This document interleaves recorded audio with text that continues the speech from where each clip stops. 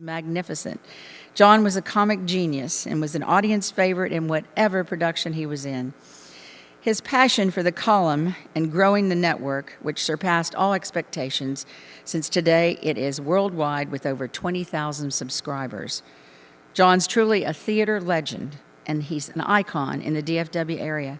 He inspired and helped so many people throughout his life in so many ways, and he's given thousands of dollars from Column Awards proceeds to Broadway Cares Equity Fights AIDS. I think John is looking down and watching us tonight as we celebrate his life that was filled with sequins, glitter, and laughter, a life that's meant so much to all of us in North Texas and around the world. I think I can feel the glitter. Thank you.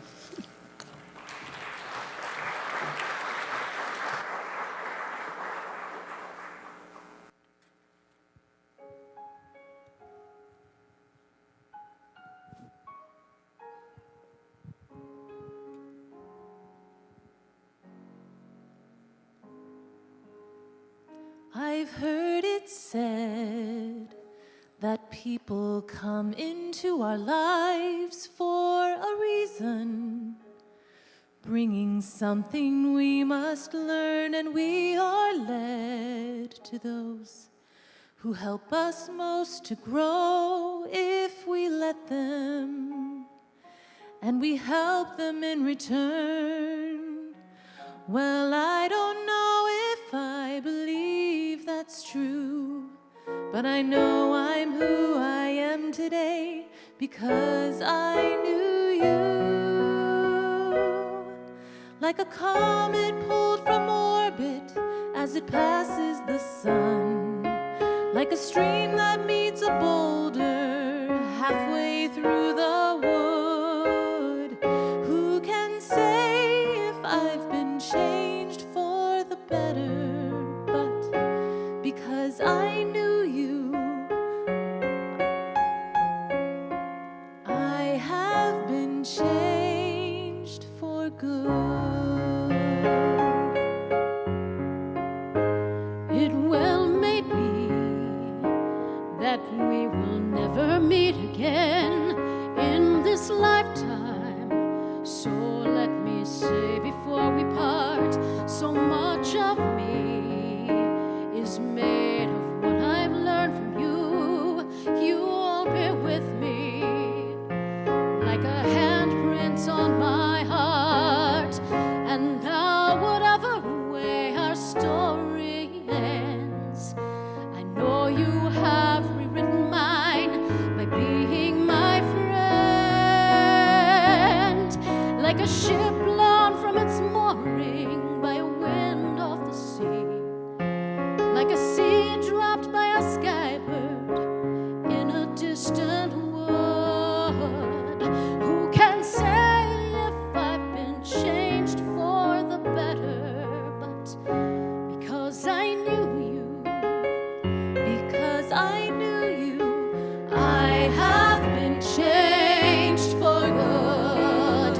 And just to clear the air, I ask forgiveness for the things I've done you blame me for. But then I guess we know there's blame to share, and none of it seems to matter anymore. Like a comet pulled from orbit as it passes the sun, by a wind off the like sea, a stream that meets like a seed dropped by a bird halfway through the wood.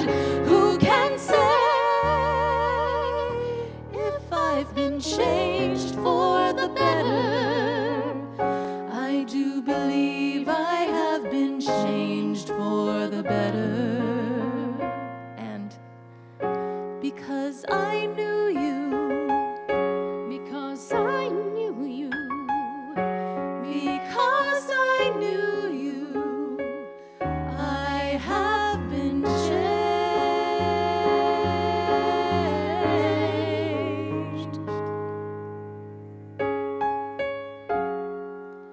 for good.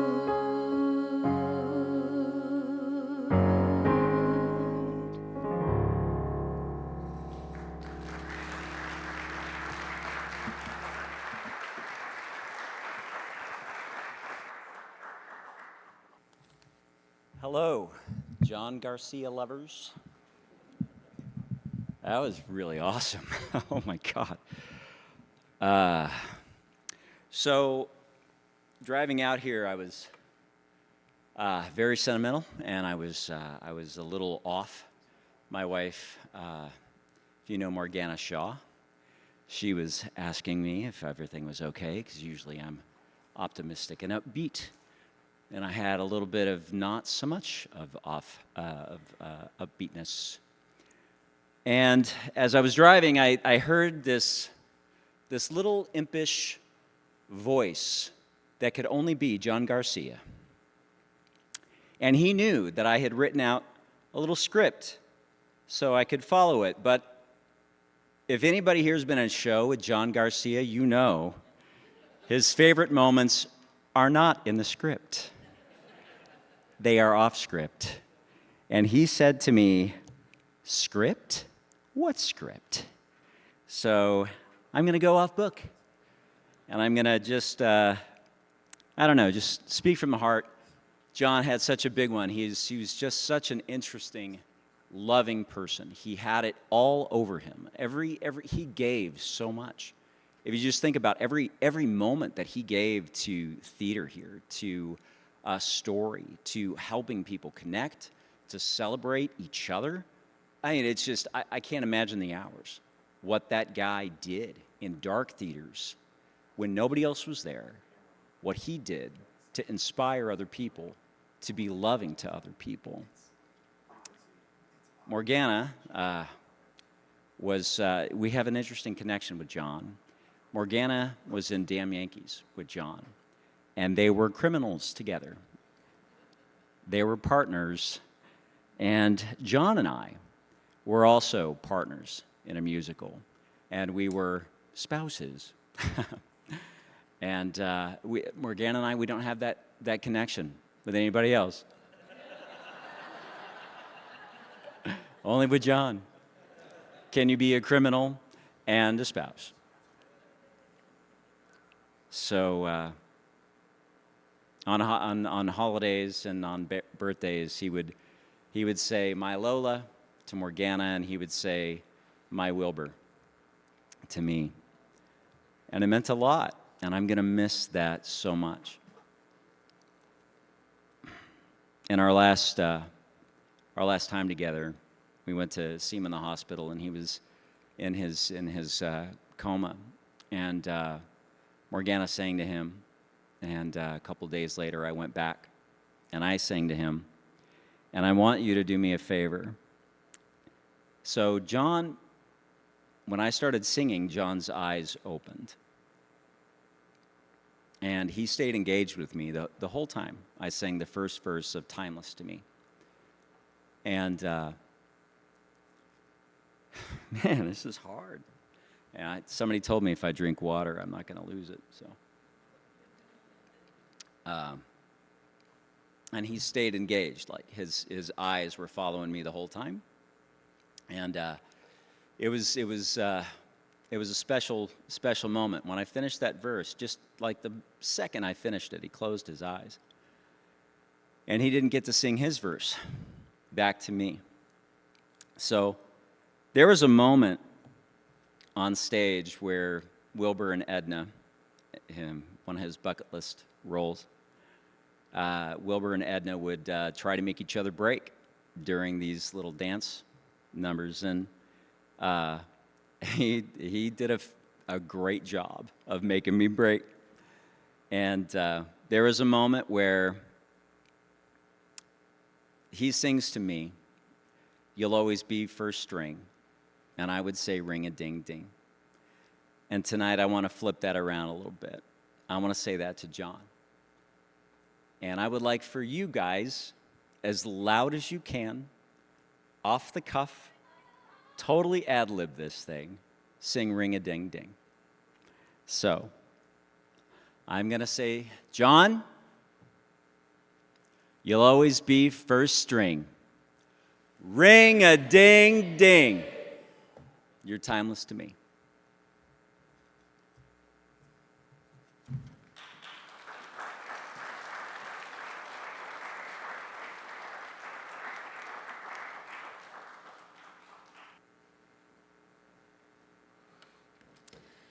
very tall guy. Okay. Very short lady. Okay, this is going to be harder than I thought it was going to be. I did write some things down, and I'm going to stay on book because that's what I tried to do.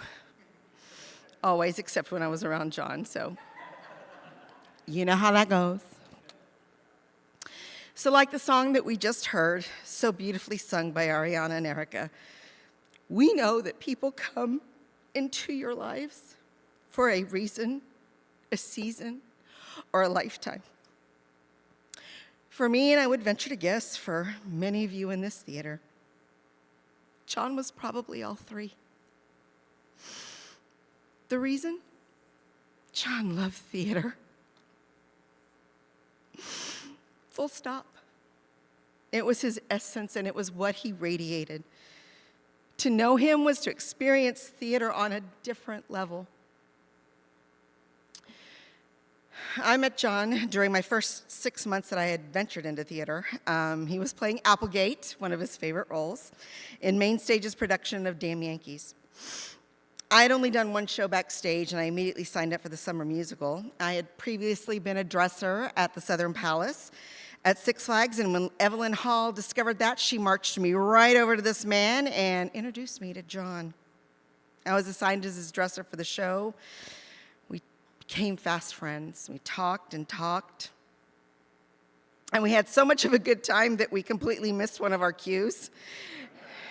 We jumped ahead one change, and I was mortified. But John ran out there, literally, finally, and half-dressed, and still managed to pick up the cues and bring the house down. He was such a cheerleader, and he opened doors for me and others that I never would have found. He did that for many of us.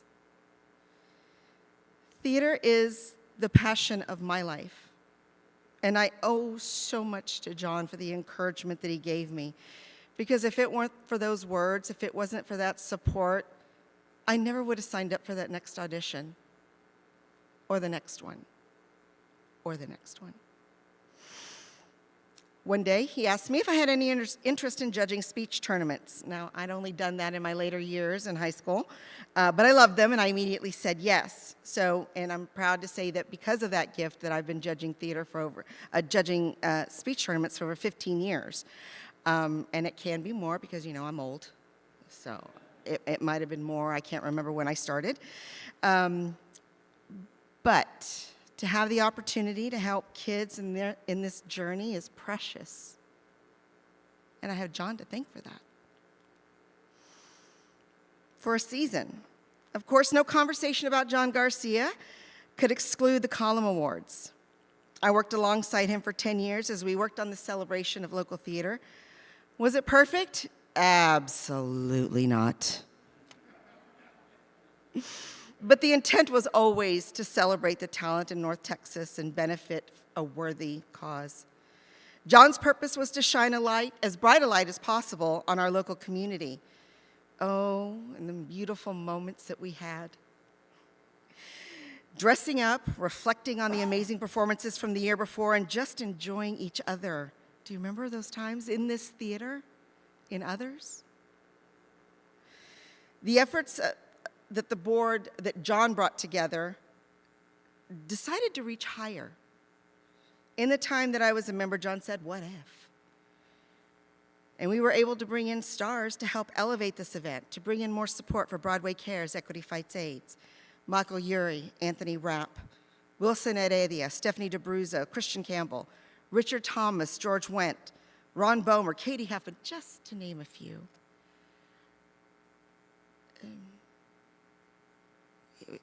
There was another one. Oh, yes, the other big name that graced the Column Awards stage right here. The great and amazing Chita Rivera. She was John's muse, and it was the icing on the tallest cake in his life. It was our greatest achievement at the time. Love the awards or not, John's brainchild gave us all an opportunity to dress up and celebrate each other. And in the end, shouldn't we all be doing that? Shouldn't we all be doing that? for a lifetime. When news came of John's illness, it affected us in different ways. I knew he was resilient, but I was completely shocked at the news that things had turned for the worse. I was disappointed in myself that I hadn't gone to see him sooner. On the day before he left this world, my best friend Dana and we went to say goodbye. And you know, Dana and I would never have met if it hadn't been for the events that John set in motion. It was hard for us to see John in that state. We didn't even recognize him at first, but he knew we were there. We sang to him, we prayed for him, and we're comforted that his pain is gone and that he's in a better place. As we left that day, we found exactly 2 pennies from heaven. We took them and we knew that they were a message from John, and we will hold on to them forever. Pennies from heaven. He will always be close to our hearts, and that was John's legacy. The gift and the passion for theater and the confidence to pursue it at every single angle. I'm sure it was for many of you too. He gave me the confidence to pursue my passion in this wonderful, bountiful town. John, glitter will never, ever fall again without me thinking of you. People come into our lives for a reason, a season, or a lifetime. John was all 3. And I, for one, have been changed for good because I knew him. I love you, John. We'll always remember you.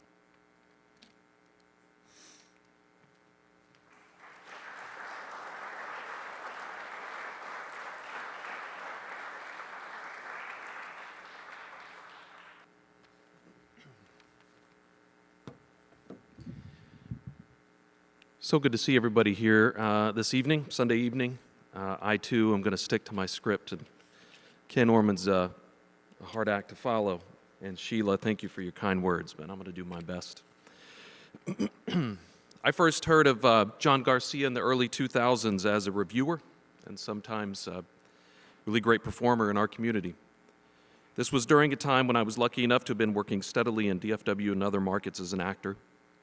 I must admit that at first I wondered, why do we need another reviewer? The column and these things were new in those times. Interesting how things have changed, and we need that column now. There was a teachable moment for me then as a young theater maker, as it is now. Years later, I met John for the first time backstage after a show I was in, and I soon learned that this sweet, gentle man was full of love and quite witty. No one hugged quite like John. Many knew him, but perhaps there were some that didn't understand him. Some years later, after returning to DFW full-time and opening my own businesses with my beautiful wife, Erica, and beginning my producing career, John began to ask Erica and I to present and even perform at the Column Awards. I was blessed enough to perform up here with him during that amazing year that Cheetah was here. I was in awe of John and all he had done. And I thought, of course, anything to help this organization and John. I truly believe the intention of John Garcia's The Column was meant to bring us together, and it has in a profound way. I was always struck by how graceful and kind John was to me. He was indeed unique, full of love and endearment. John and I became even closer friends. It was then that I began to understand John a little better. His intentions were indeed pure, and he was a loving man.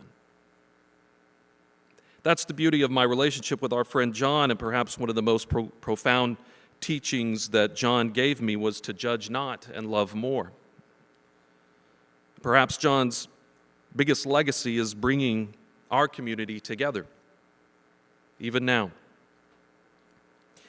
The legacy of John Garcia's The Column and the Column Awards are truly unmatched, and I hope that we can find a way to continue.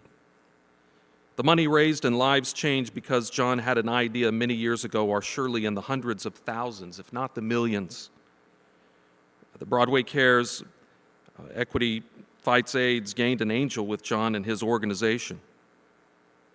John was a pioneer and an entrepreneur in this town, in the arts community and beyond, and we are a better community, a better industry, and better people because of John Garcia. Many lunches, interviews, and deliciously inappropriate text messages later,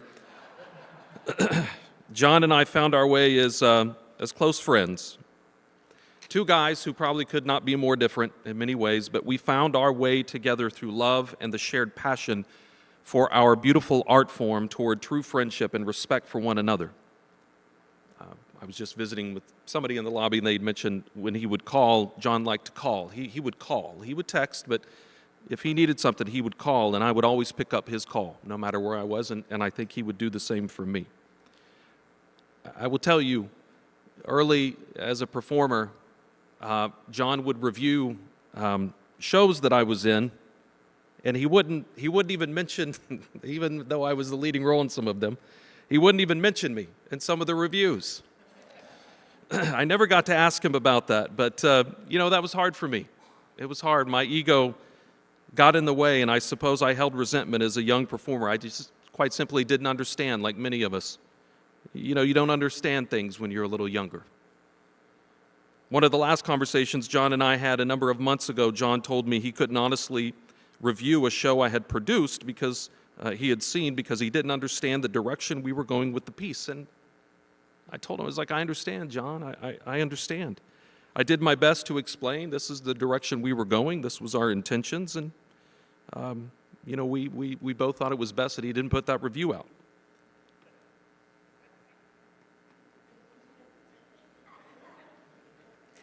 But I will tell you that is one of the biggest gifts, again, that John gave me was the gift of honesty.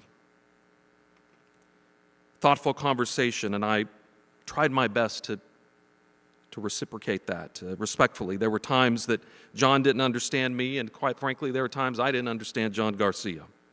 But we came together. We found our way. We talked and laughed and disagreed. We created a meaningful relationship. John let me be me, and I let John be John. No ego, only love and respect. What a wonderful lesson you gave me, John.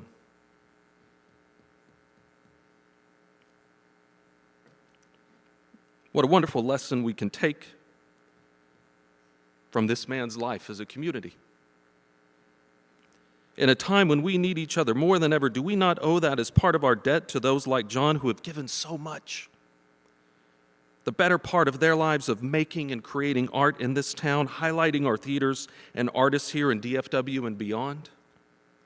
Do we not owe that to ourselves? More respect, constructive conversation, more love, and more laughter together. I'm hopeful that in the days, weeks, and even years to come, we may find our way to connect, to honor the best of us as a community, and to honor John. John, thank you for the gift, many gifts that you gave to me personally and to our community. You have done so much for us, more than we could ever highlight just on one evening. Sometimes our art is different, and we may not understand. We may share the same love and passion for it and intention for creating it, but we also need to hold space to understand and come together in a loving way as a community. We owe that to each other. My hope is that we can continue to learn as a community to find our way to understanding each other and hold meaningful dialogue with one another and to love like John did. We love you, John.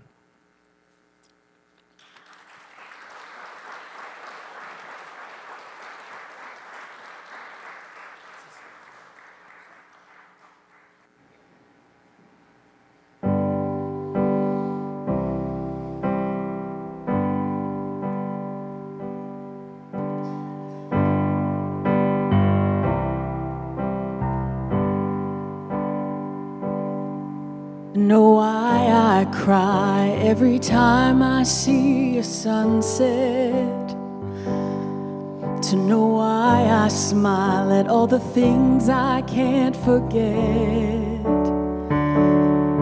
To know why my heart may take a while to mend. To know me, you would have to know my friend. I can't help but dream when I hear a train a-coming. I can't help but laugh when I lose my keys again. If I had to count my quirks, there'd be a dozen. To know me, you would have to know my friend. If you've ever seen fireworks lighting up the sky, then you'd know how quickly time goes in the blink of an eye. Oh, when there's a hidden treasure you'll take away with you. If you've ever loved someone, but they had to leave too soon. To know what I'd trade for one more day to have 'em. To know what it takes to live my life without 'em. I could tell you all the details of who I am, but then again, to know me, you would have to know my friend. If you've ever heard a bird sing in the middle of the night, then you'd know that heaven's waiting to take you by surprise. Oh, and the more you love somebody, the more you'll have to lose. And when they leave this world, they leave their fingerprints on you. To know why I keep on pushing past the limit. To know why I live every day like it's the end. To know why I'm grateful every single minute. To know me, you would have to know my friend. To know me, you would have to know my friend.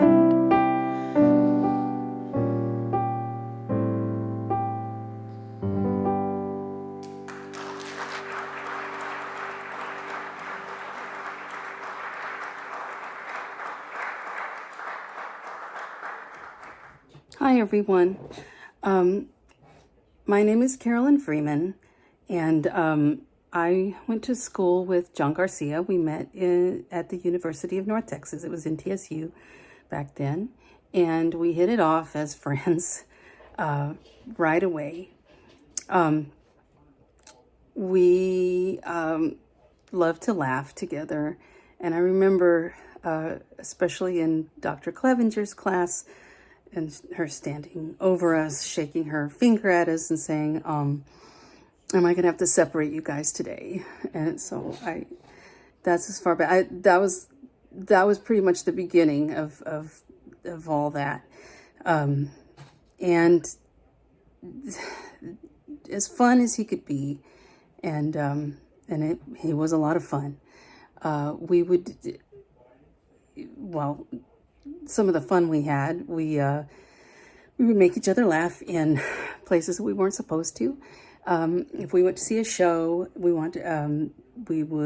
he would start laughing, or I would start laughing, and we would be like the two little kids. We knew we'd probably get in trouble if somebody saw us. One of our professors was there. I remember specifically a dance concert we were at, and the head of the department was dancing, and it was a modern dance, and she would do this thing where she would fly up at the front of the stage and go back and then come forward and do a leap.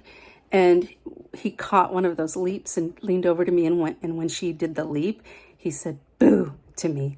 And I started laughing and I couldn't stop. And he started laughing and he couldn't stop. And we were having to just sink down in our seats and until we actually had to get on the floor and crawl out up the aisle and crawl up the house aisle and to pull the exit door open and sneak out because it was so bad. And another time I remember we were at a Shakespeare in the Park. It was King Lear, I think, and one of the daughters came forward and was saying something. And as she did that, he leaned over to me and he said, "Diana Ross." And I started laughing, of course. And I mean, the same thing happened where we had to leave because we just had to leave. We were disturbing people. And I know a lot of our friends saw us when we were, I'm sure people were part of this too. I just remember we elevated it to a new level. We would be at a restaurant or something with all our friends. And as we were leaving, John would grab my purse or something and go, "Hey, lady." And we would push me and then I would push him back. And then we would be hitting each other with the purse and with everything. And then we got to a point where neither one of us would back down and he would push me to the ground. And then we were rolling around on the grass. And I remember looking up at one point and saw people's faces against the glass inside. And they were, looking really, really like, "Oh my God, are we going to have to do something about this?" And then they saw us laughing and they realized it was a big joke. But there's just so many stories and so many fun things. Those were the ones that came to my mind that really stand out to me. He could also be really stubborn. I remember times when once he was directing a student production that I was in, and he made us, it was a one act and we were restricted to a time limit, and he didn't want to compromise the show. It was Widows and Children first from Torch Song Trilogy. And I remember we were in it and rehearsing it, and he had us come in off book to rehearsal. We rehearsed it. We did the whole thing. We staged the whole thing. And then he was told that if he didn't cut it, he was not going to get to do it, because he was like, "I don't care if I get a bad grade. I want to do the whole show." So he was going to do it anyway. And then we were told that we couldn't do it if it wasn't the proper time. So we had to end up unlearning all the dialogue and blocking. And it was so crazy. And it was just because he was stubborn. And I remember when we did it, we were even kind of putting lines back in that had already been cut because we got lost and we didn't know where we were. Turns out it turned out well, and he couldn't have been prouder. I mean, he was beaming with pride, and he, as you know him, if you know him, you know that he beamed with pride a lot. So I would like to sing a song because he was one of the biggest champions in my corner. As when I would have an audition that came up, he would be the one I would go to ask what song I should sing, and he would help me, and he would always tell me the truth, and he would say, "Oh, you can do this one. You've got these notes, or you don't try that one." And so I picked a song that I'm sure is not. Oh, I've got to tell one more story. Because we laughed so hard, we would cry. Like I'm tearing up right now, and just because we would laugh so hard, tears would be running down, my mascara running down my face. And we had this little thing we would do, and I know everybody knows this, but I'm going to tell it anyway. We would be laughing and crying, and so we would both be going, we were still laughing, and then it got to where we would make that into a joke, where it was like,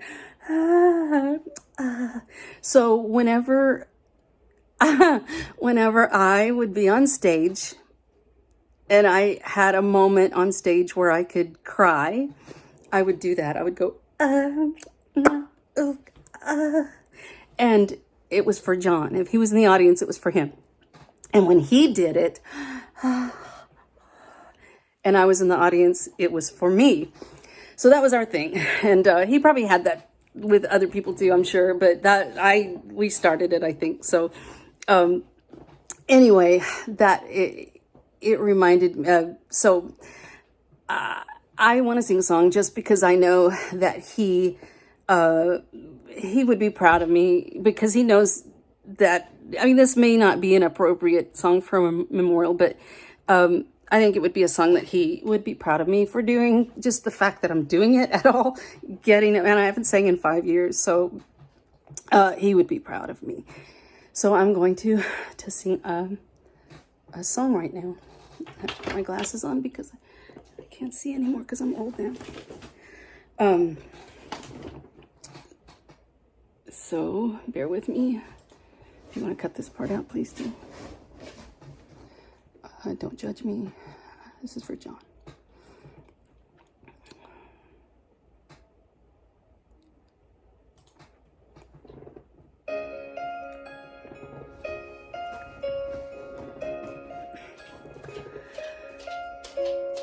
I have never felt like this. For once I'm lost for words. Your smile has really thrown me. This is not like me at all. I never thought I'd know the kind of love you've shown me.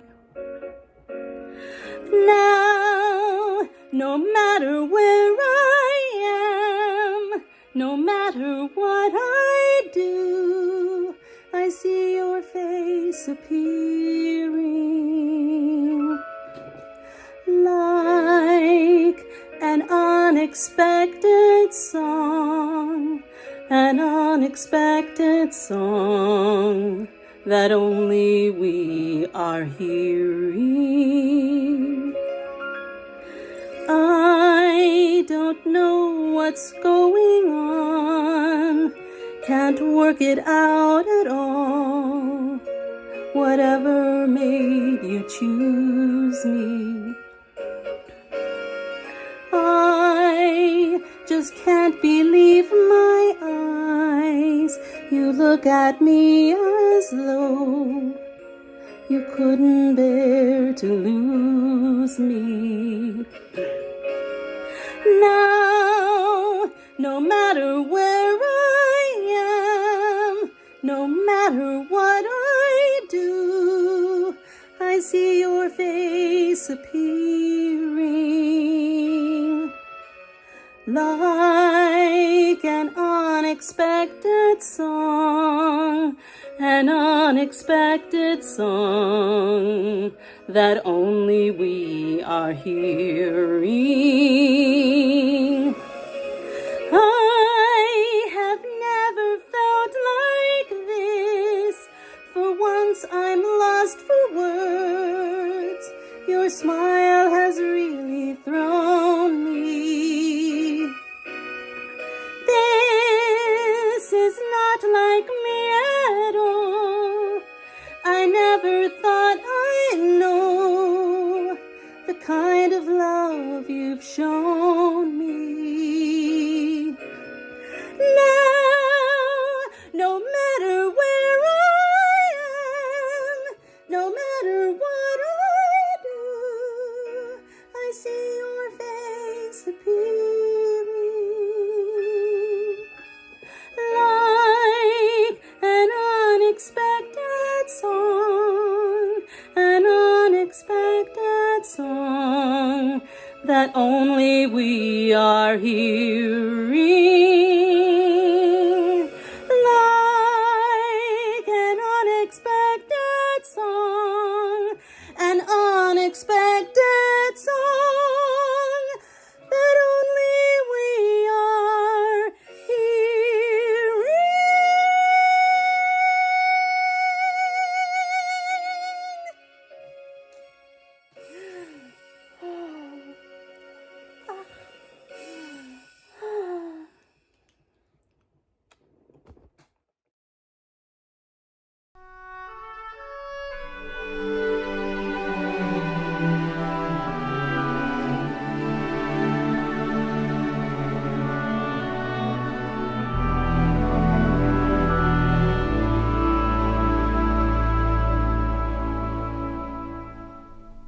I know you're gone. I watched you leave. I always thought that it was me. You made it clear with that last kiss.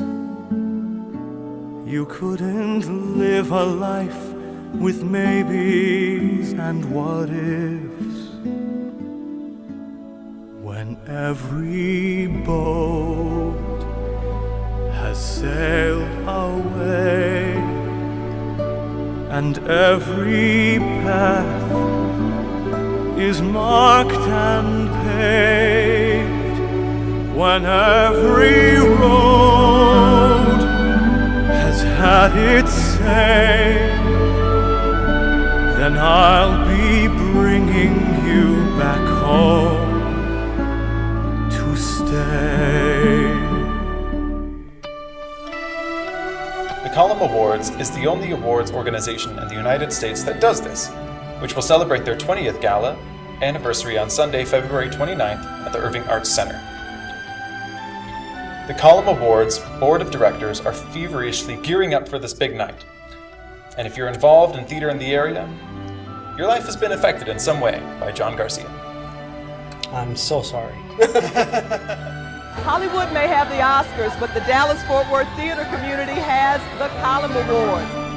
I have the cards you sent to me. You wrote of trains and Paris galleries. This spring you'll draw canals and frescoed walls. Look how far your dreaming's gone. When every town looks just the same, when every choice gets hard to make, when every map is put away, then I'll be bringing you back home to stay. Ladies and gentlemen, introducing the executive director and producer of the Column Awards, John Garcia. Hello everyone. I'm so sorry. I'm a little winded. I just came out of rehearsal. I'm doing Mary Poppins the musical with Disney on Ice. I'm one of the penguins.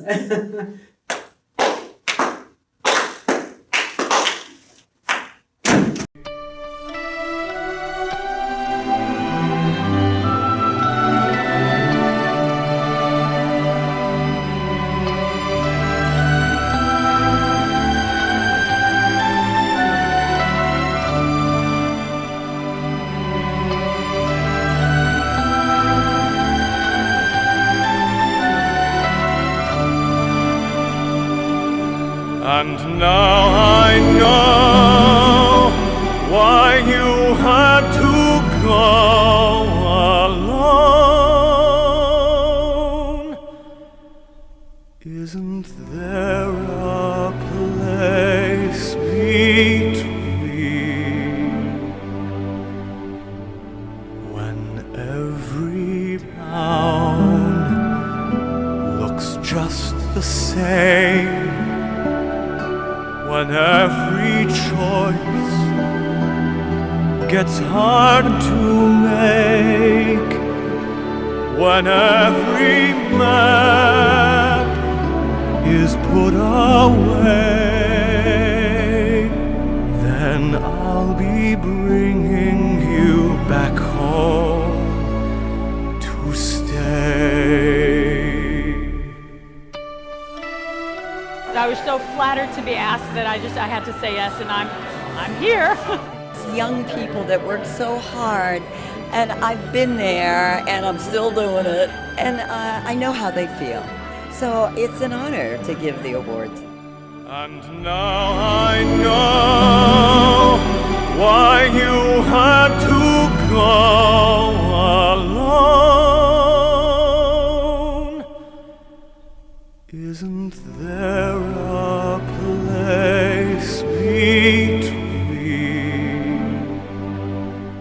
when every boat has sailed away and every path is marked and paved, when every road has had its say, then I'll be bringing you back home to stay.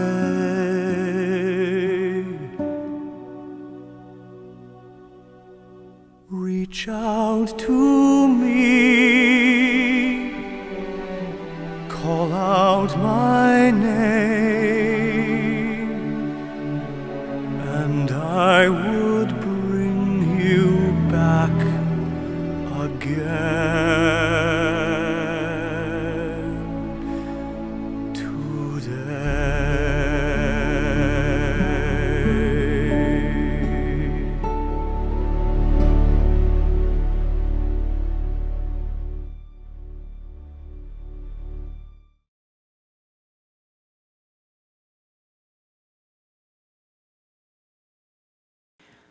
Good evening. My name is Linda Lopez. I am from Granville, Texas, and I am John's aunt. This is really hard. That was so beautiful. John was born to Eva Frausto and John Garcia Sr.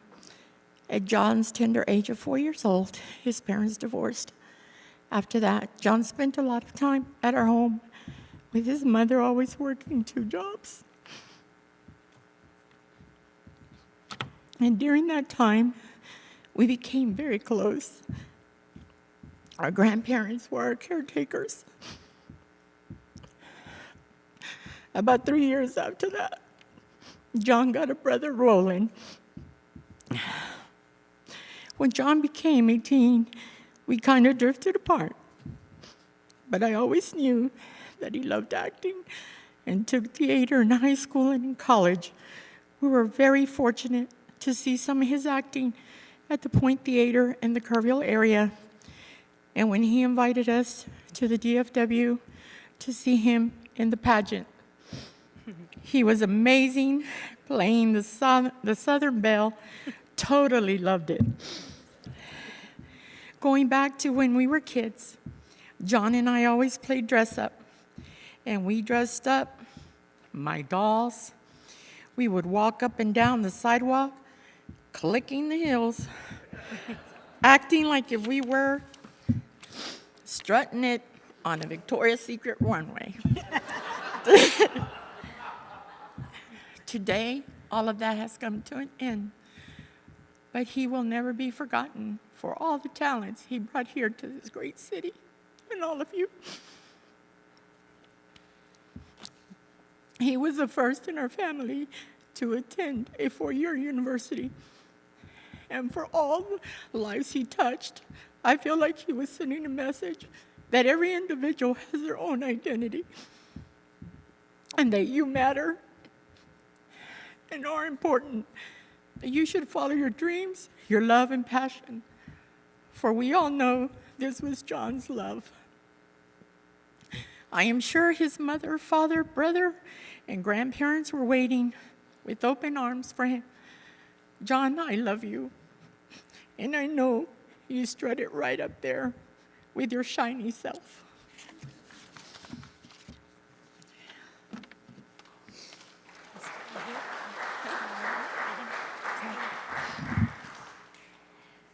Hello, everyone. For those of you that don't know me, my name is Laura Lopez Mitchell, and I am one of John's younger cousins.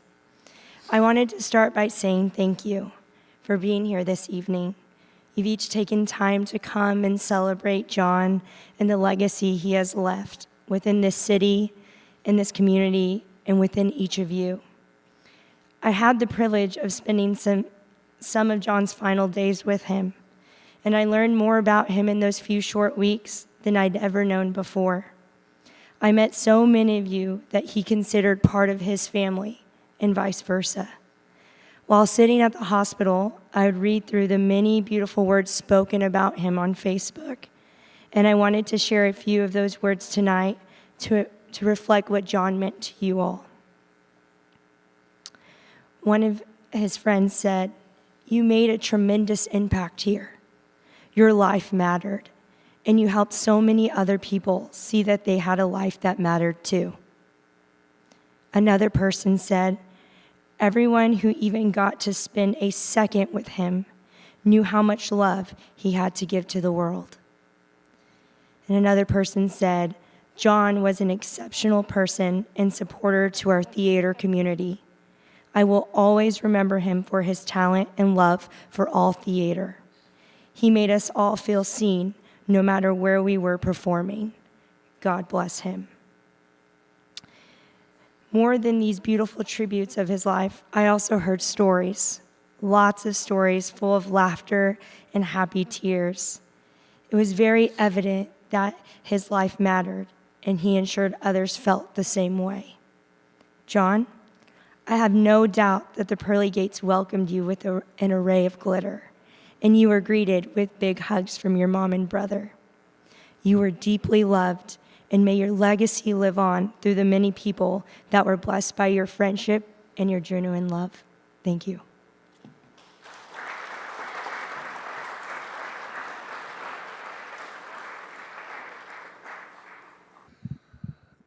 Everybody's talked about his theater contributions and the friendships he's had and everything. Jason and I were there with him at the end, and I wanted to talk about my friendship with him. I've known him for I think it was almost 37 years. We met doing a musical called Texas in Palo Duro Canyon, and we became instant friends. He was such a force, as all of you probably know from all the different theater projects you've worked with him on and the Theater Column Awards and everything. He was a singer on the show, and I was a dancer, and he would drag me out to do, to the clubs and everything, because he liked to party when he was young. I ended up transferring to the University of North Texas, and we lost contact for a while, and I moved to North Texas, and we became instant friends, and continued that friendship. And he was always dragging me out to the clubs. I was the shy one, and he was always getting me into trouble we had to be there before the 7 to 8 happy hour, which is a $10 well drink. So we'd get plastered for the first hour, so it could be drunk for 3 hours and sober up to drive home. And I always consider our friendship, for those that are familiar with the movie Beaches with Bette Midler and Barbara Hershey, our friendship was very much like that. He was the outgoing person, and I was the very shy, quiet person. Hate talking in public, like right now. But he was the one that dragged me into doing things and made me grow. He's the one that got me back into theater in Dallas. I had done some stuff when I was in college, and then kind of took a break from it. And then I was talking to Lisa Miller. The first show that I did was The Mystery of Edwin Drood here in Irving. And the ironic part is John he didn't have a way to get to the audition, so he dragged me to the audition. And he was auditioning, and I talked to the director, and I asked him if it was okay if I could just do the dance call, because I'm not auditioning. I just want to, just the dance, because I hadn't danced in a while.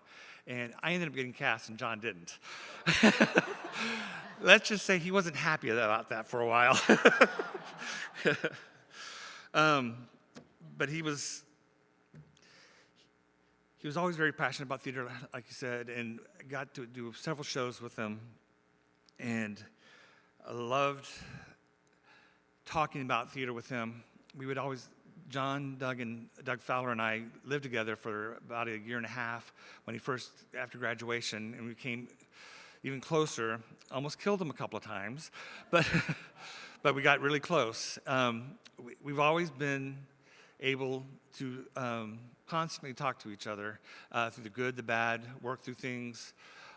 We went through a lot. I was kind of his conscience, as I guess.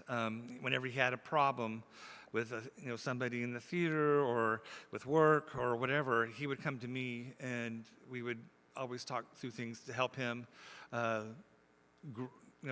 learn how to do new things, like balance his checkbook.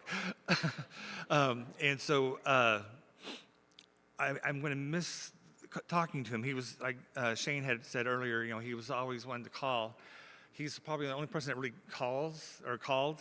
Usually I could get texts and everything, but he was the only one that ever called. And we'd always have so much fun, gossiping and talking about stuff and analyzing things and getting into deep conversations. He was the only person that I could really I would always kind of knock him down a little bit when he got a little bit too cocky and, like to joke with him. And so I'm going to really miss those conversations. I wanted to, I'm quoting one of the songs, The Wind Beneath My Wings. One of the lyrics here, it says, "It must have been cold there in my shadow. I never have sunlight on your face. You were content to let me shine. That's your way. You always walked a step behind.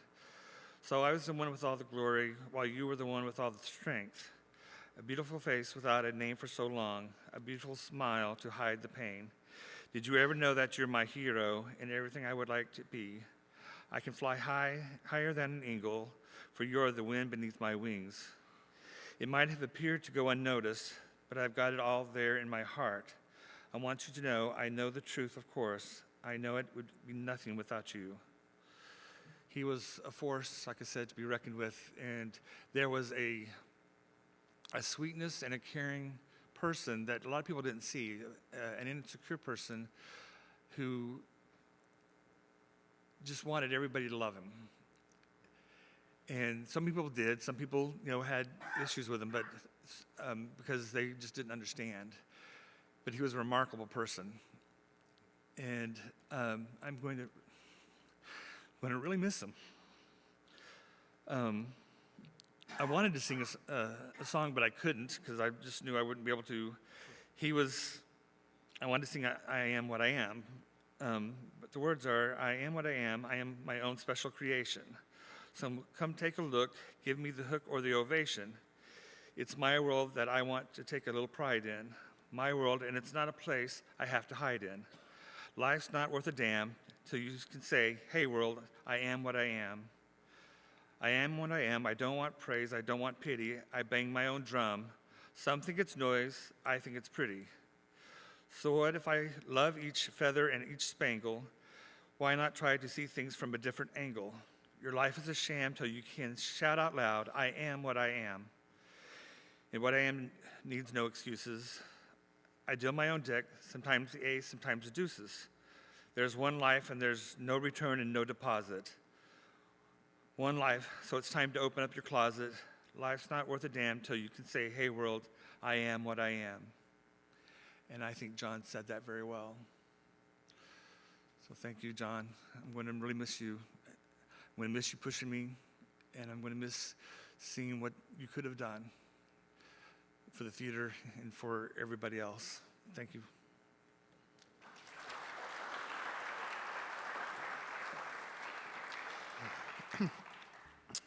Hello, everyone. For those of you that don't know me, my name is Jason Bias, and I was one of John's close friends. And first and foremost, I would just like to take a moment and thank Patty Granville, the Granville Arts Center staff, the Column Awards Board of Directors, and Jay and Jason in the back, and Aaron Seiler, all of the people that have helped put this together. I would just like to say thank you. Can we give them a round of applause, please?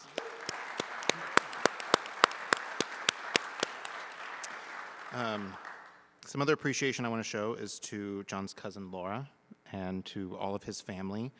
We got to know each other pretty well those last few days with John, as well as the DFW theater community as a whole. So much of you here, so many messages came to me, to Alan, to his family through those last few days, and we felt the We felt the love from everyone, and we did our best to make sure John felt that as well. I first met John Garcia in the lobby of this building, the Granville Arts Center, after a performance of My Fair Lady, when I played Freddie Eynsford Hill here at Garland Summer Musicals.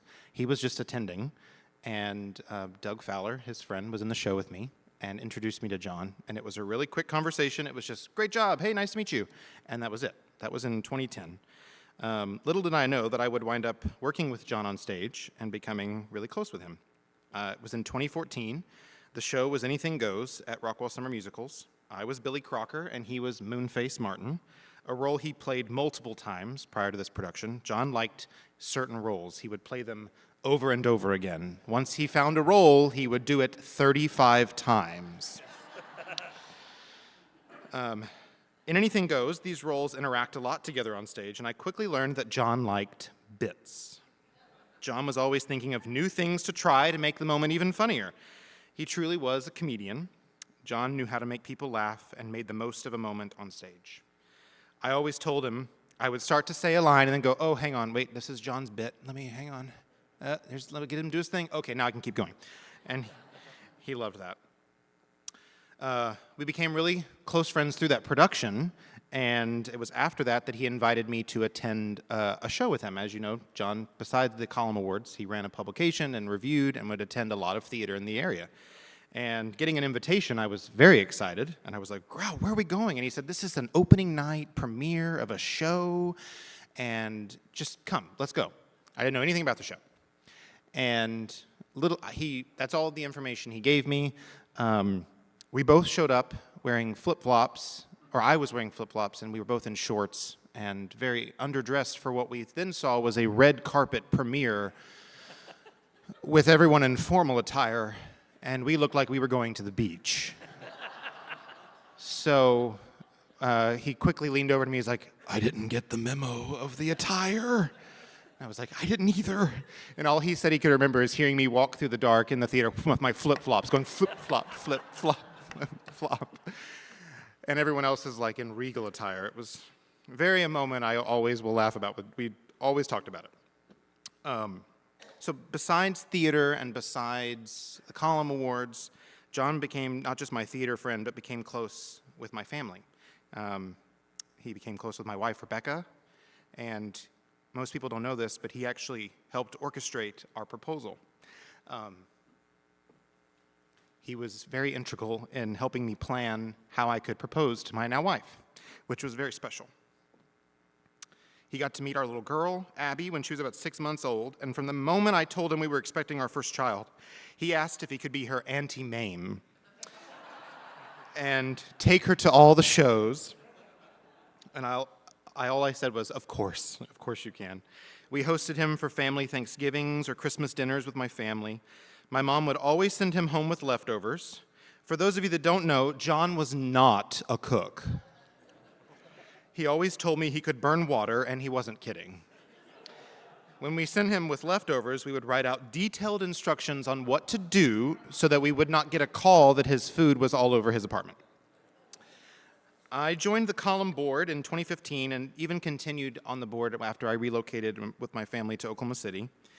Running the Column Awards and the Column publication was not easy for John, but it gave him so much life.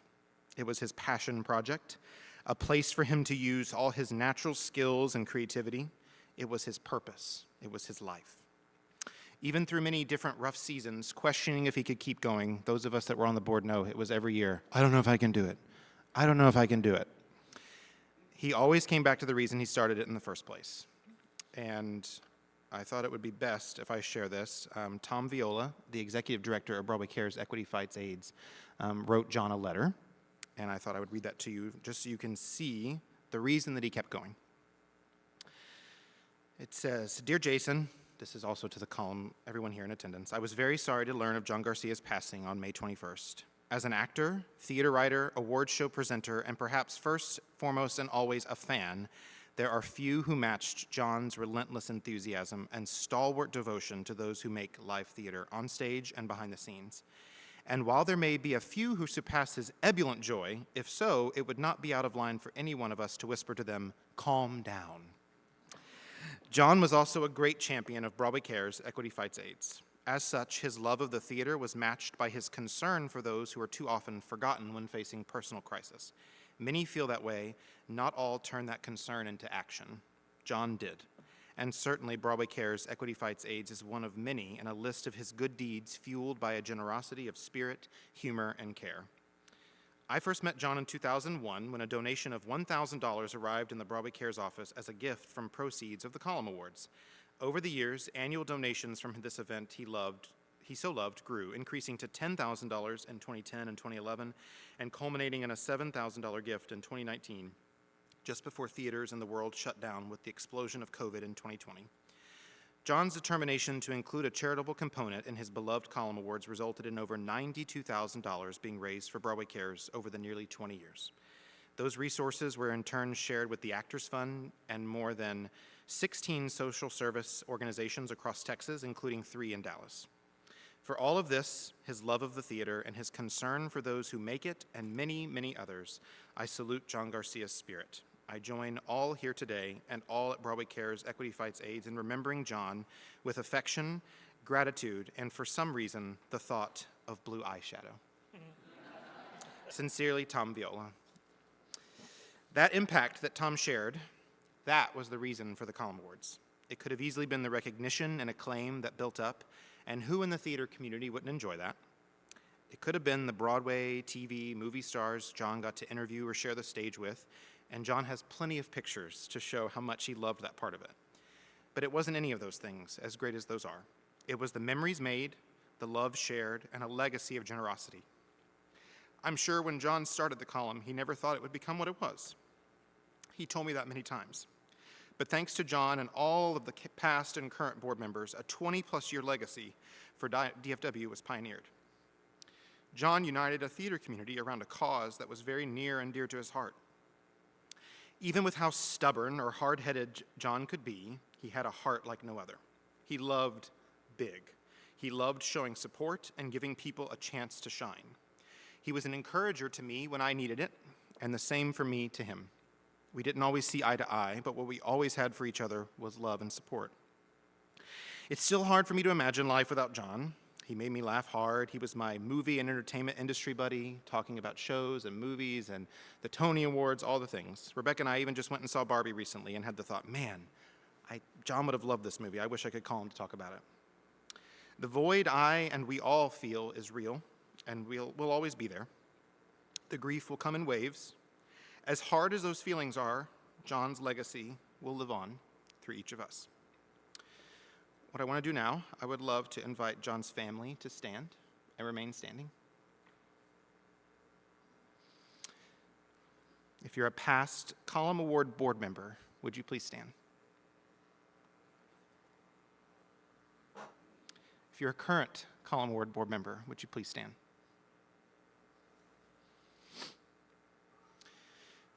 If you were ever nominated or won a Column Award, would you please stand?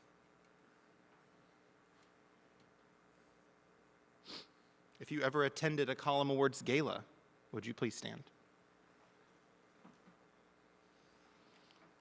If you ever went to school or shared the stage with John, would you please stand?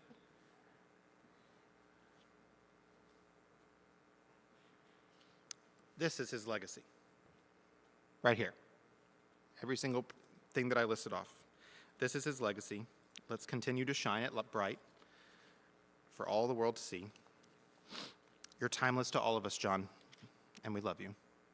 What I'd like to do now is any current and former board members that feel comfortable coming on stage, I would love for you to join us on stage, and we're going to sing a song from one of John's favorite shows, Rent. Please stay standing. I want all of you to join in singing with us if you know it.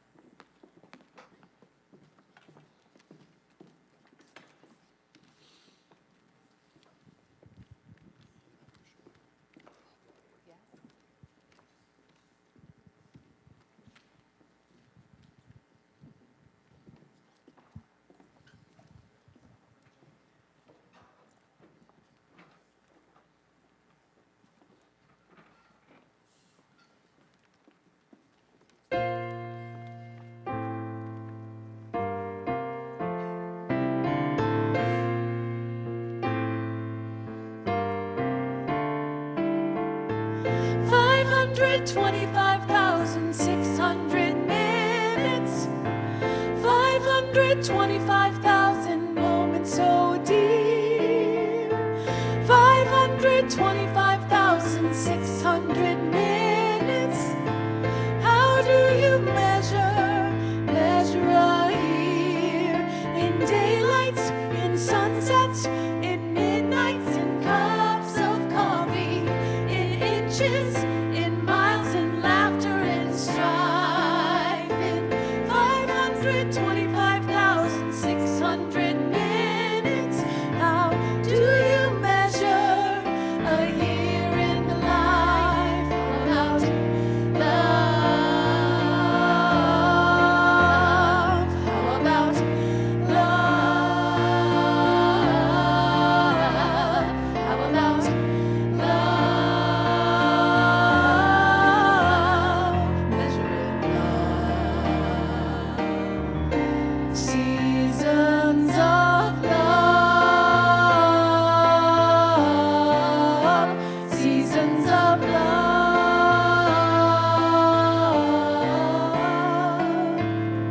525,600 minutes, 525,000 journeys to plan, 525,600 minutes.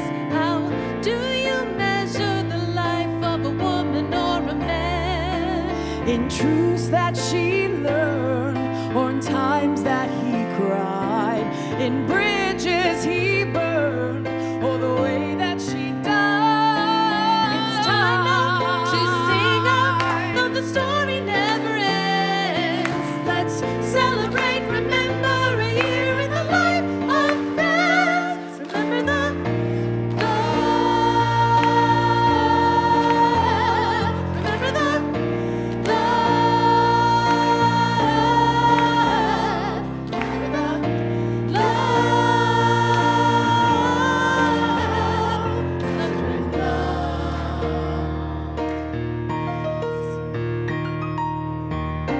Seasons of love. Seasons of love.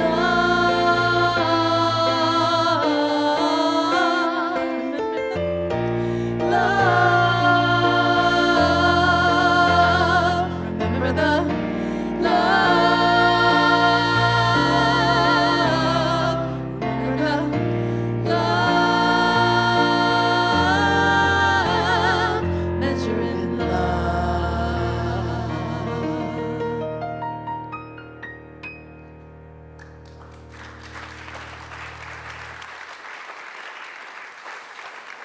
Thank you all so much. Thank you, Maestro Jeff Krause down here. Thank you so much.